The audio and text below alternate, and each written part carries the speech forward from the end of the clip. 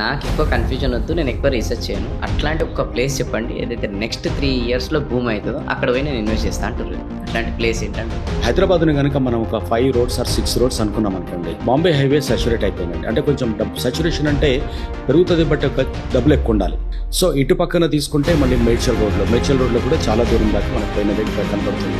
So అక్కడ నుండి కనుక మళ్ళీ పక్కకు వస్తే మనకు విజయవాడ హైవే నుండి శ్రీశైలం రోడ్ వరకు ఉన్నది కానీ ఇటు బెంగళూరు హైవే. సో ఇప్పుడు ఉన్నది ఏంటంటే అక్కడ నుండి ఒక పార్ట్ ఆఫ్ ఇట్ నుండి విజయవాడ హైవే మీద మటుకు ఫ్యూచర్ అంతా అక్కడ ఎలా అయింది. డెఫినెట్గా అది అలా మూవ్ అయి తీరాల్సిందే.